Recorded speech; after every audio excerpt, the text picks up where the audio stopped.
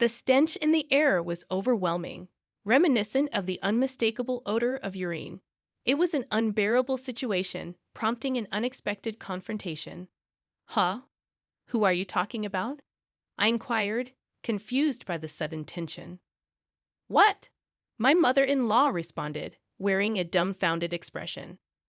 Seeing an opportunity, I decided to address the issue and engage in a verbal sparring match with my mother-in-law. My name is Kimberly Johnson, married to Mike, and together we live with our daughter Emily, forming a family of 3. Currently, I am a full-time housewife, but in my premarital days, I worked as an office worker at a medium-sized company. Fate led me to meet Mike at that workplace, and our friendship quickly blossomed into something more. Eventually, we got married, and Emily came into our lives unexpectedly. Retiring from my job, I embraced the role of a full-time housewife and dedicated mother to Emily. Despite the challenges of raising a baby, Mike's supportive and proactive approach in sharing childcare responsibilities made it easier for me.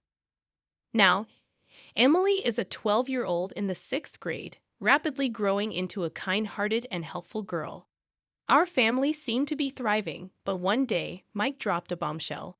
He announced that his mother would be moving in with us due to her recent confrontations with neighbors and a supermarket clerk. My face paled at the news, as I had never been fond of Mike's mother, and the idea of living with her was surprising and unsettling. Mike explained that she seemed to be acting out due to loneliness, and it was decided that she would live with us to avoid causing further trouble for the neighbors. As time passed, our life with Mike's mother unfolded, and, as anticipated, she developed a genuine fondness for Emily. Her interactions with our daughter seemed to bring her genuine happiness, and I sensed that her loneliness might be subsiding. Remarkably, she ceased causing trouble, refraining from confrontations with neighbors. It appeared that Mike's prediction about her aggressive behavior being rooted in loneliness was accurate. The new chapter in our lives seemed to have filled the void in her heart, fostering a positive change in her demeanor. However, despite her newfound satisfaction, her attitude toward me remained consistently harsh. My mother-in-law, with her myriad of unpleasant traits, opted for indirect expressions, often choosing to criticize my housekeeping skills. While I had anticipated this, her lack of mercy surprised me. One day, she fixated a harsh glare on me, asserting that the rice I had prepared was too firm. Taken aback, I responded really, yes. In response, she coldly retorted, "You should try it yourself." Obliging, I tasted the rice, finding it to be just as consistent in texture as my usual preparations. "No, it's not," she insisted, perpetuating the ongoing challenge of navigating her critical disposition. Despite my attempts to defend the rice's texture, she persisted, loudly expressing her displeasure and deeming me unfit as a mother. It felt like a relentless attack, and she showed no signs of backing down. Feeling somewhat defeated, I decided to compromise and attempted to make the rice softer by adding water to the rice cooker and cooking it again. To my dismay, only my mother-in-law seemed to prefer the altered texture. Mike and Emily, with subtle expressions, made it clear they were not fans of the softer rice. In this ongoing saga, I found myself in a managerial role, caught between the demands of my mother-in-law and the preferences of my own family. Unfortunately, the critique extended beyond rice. She began to scrutinize my cleaning methods, particularly my reliance on a vacuum cleaner.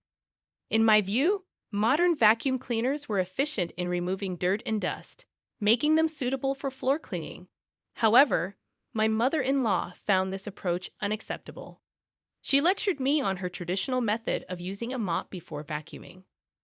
She asserted, "When I was young, I used to wipe the floor with a mop before using the vacuum cleaner. But you only use the vacuum cleaner without even wiping the floor. You're not really cleaning the floor at all. From today, change the way you clean the floor." Her words were firm and harsh, leaving me overwhelmed by her assertiveness. I had no choice but to comply, even though this particular task seemed burdensome given my accustomed methods of managing housework. Reluctantly, I started cleaning the floor as per my mother-in-law's instructions, using a mop instead of my usual vacuum cleaner. I sighed audibly as I worked, feeling the weight of the situation.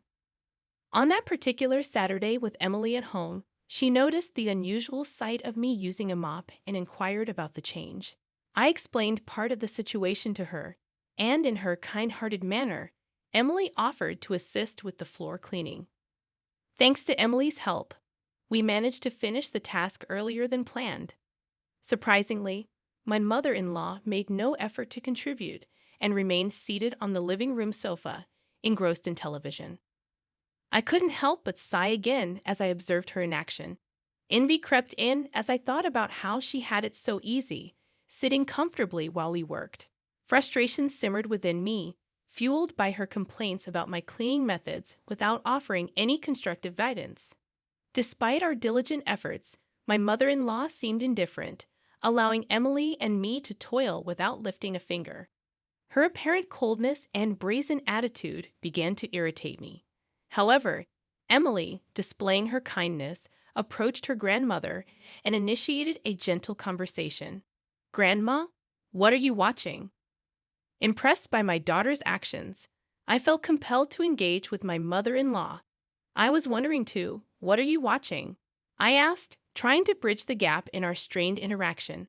A shocking moment unfolded when my mother-in-law abruptly declared, "You both stink. Don't talk to me ever again," the echoes of her shout reverberating in the living room. Confused by her outrageous comment, I sought clarification. "Do we smell? What kind of smell is it?" I questioned, trying to comprehend her statement. "It smells like piss coming from both of you. It's unbearable," she retorted, leaving me taken aback by her rude and unexpected remark. I seized what seemed like an opportunity to turn the tables and fight back. "Whose smell?" I asked, with a mischievous tone.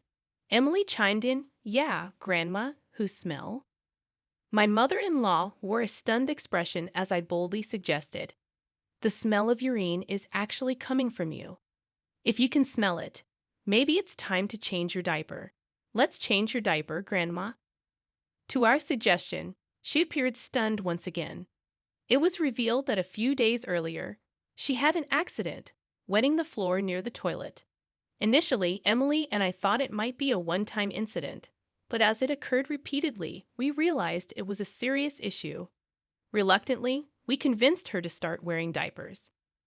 Perhaps, due to the effectiveness of the diapers, she had forgotten she was wearing them. The absorbent nature of the diaper may have prevented her from realizing when an accident occurred. Reflecting on her earlier harsh comment, everything began to make sense. However, my mother-in-law seemed oblivious to our explanation and wore a puzzled expression. Instead of understanding, she grew irritated and responded harshly, denying the validity of our remarks. "You're saying I wet myself. What are you all talking about? Are you speaking ill of me and being mean?" she accused, surprising us with a complete denial and a shift into the role of the victim. I couldn't shake the feeling that something was off about my mother-in-law's denials. The first time she wet herself, she was visibly embarrassed and upset, crying out of shame. It frustrated me that she now seemed to have completely forgotten the emotional impact of those moments. Despite Emily and me repeatedly presenting the truth and logical arguments, my mother-in-law staunchly refused to listen, portraying us as villains in her narrative. Frustration reached its peak, and I found myself unable to contain my emotions any longer. "Mother-in-law, what on earth are you talking about? You are the only one here who smells like urine, so please don't blame us. And if you've forgotten about wetting yourself and wearing a diaper, check for yourself. Go to the bathroom right now," I exclaimed, my forcefulness surprising her. Reluctantly, she went to the bathroom, muttering about how annoying I was. Meanwhile, Emily remarked, "Grandma is acting kind of strange, isn't she?" Even kind-hearted Emily sensed that something was amiss with my mother-in-law's behavior. As I pondered Emily's observation, a scream echoed from the bathroom. It turned out that my mother-in-law had realized the truth while in there. She was wearing a diaper and had indeed wet herself. Shocked and confused, she called for me urgently, hastening to the bathroom. I handed her a spare diaper to avert a potential crisis. It became evident that the panic of the situation had overwhelmed her. Reconsidering the situation, I felt that the incident served as a good wake-up call, and a sense of relief washed over me. It appeared that my mother-in-law had successfully changed her diaper in the bathroom, and everything seemed to be in order. As she emerged from the bathroom looking dejected, I tried to bring some positivity into the situation. Mother-in-law, that's great, isn't it? You were able to change your diaper and must feel refreshed. However, instead of gratitude, my mother-in-law glared at me with a terrifying expression. What do you mean great? What do you mean refreshed? Do you think it's good that I have to wear diapers? You are such a cold person. There is no way you could understand my feelings. I admitted, indeed, I can't understand your feelings at all. As you can see, I am not old and frail, and I am healthy. So, it's only natural that I can't understand your current feelings, right? Are you picking a fight with me, the mother of your husband, Mike? I can't believe it. Why did Mike marry someone with such a bad personality? This wicked woman? You are just as wicked, and the world calls people like you wicked. Flabbergasted by her accusations, I retorted, What are you talking about? What part of me is wicked? You are really rude. It became clear that my mother-in-law genuinely did not see herself as a wicked person, and there was no indication that she would change her misguided opinion or attitude. Frustrated, I had no choice but to yell at her once again. Do you understand? When people say rude, they are referring to people like you. You are causing trouble for our family, but I guess you probably don't realize that, do you? Indignant, my mother-in-law responded, What are you talking about? When have I ever caused trouble for your family? Don't say ridiculous things. In the midst of our heated exchange, Emily unexpectedly intervened, putting an end to the battle. Grandma, before you came, the rice at our house was never too hard. As I reconsidered the situation, I saw the incident as a wake-up call, and a sense of relief washed over me. It appeared that my mother-in-law had successfully changed her diaper in the bathroom, and everything seemed to be in order. However, as she emerged from the bathroom looking dejected, I tried to bring some positivity into the situation. Mother-in-law, that's great, isn't it? You were able to change your diaper and must feel refreshed. Unexpectedly, my mother-in-law glared at me with a terrifying expression. What do you mean great? What do you mean refreshed? Do you think it's good that I have to wear diapers? You are such a cold person. There is no way you could understand my feelings. Admitting, indeed, I can't understand your feelings at all. As you can see, I am not old and frail, and I am healthy. So, it's only natural that I can't understand your current feelings, right? Are you picking a fight with me, the mother of your husband, Mike? I can't believe it. Why did Mike marry someone with such a bad personality, this wicked woman? You are just as wicked, and the world calls people like you wicked. Flabbergasted by her accusations, I retorted, What are you talking about? What part of me is wicked? You are really rude. It became clear that my mother-in-law genuinely did not see herself as a wicked person, and there was no indication that she would change her misguided opinion or attitude. Frustrated, I had no choice but to yell at her once again. Do you understand? When people say rude, they are referring to people like you. You are causing trouble for our family, but I guess you probably don't realize that, do you? Indignant, my mother-in-law responded, What are you talking about? When have I ever caused trouble for your family? Don't say ridiculous things. In the midst of our heated exchange, Emily unexpectedly intervened, putting an end to the battle. Grandma, before you came, the rice at our house was never too hard. Emily continued, Since you came, the rice has been like porridge, and honestly, neither I nor my mom nor dad likes it very much. Surprised by such an opinion from her beloved granddaughter, my mother-in-law seemed quite shocked.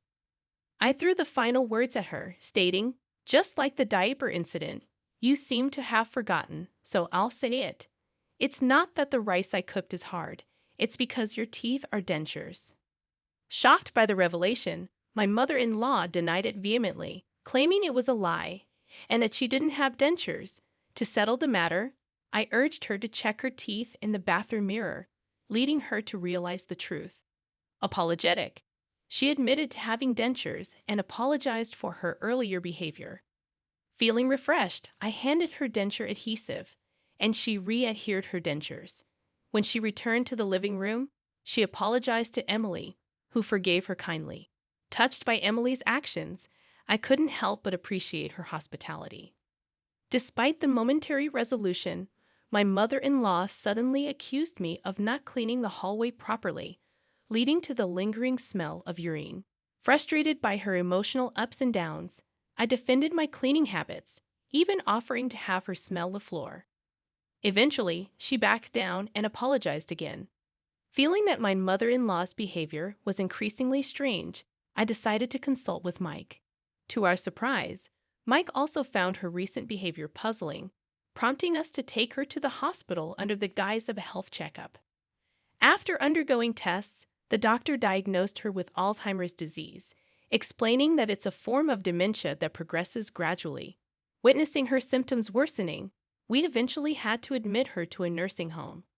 While the house felt empty without her, Mike, Emily, and I were able to spend happy days together. As life moved forward, Mike received a promotion at work, Emily won a writing contest, and I found a part-time job at a bakery.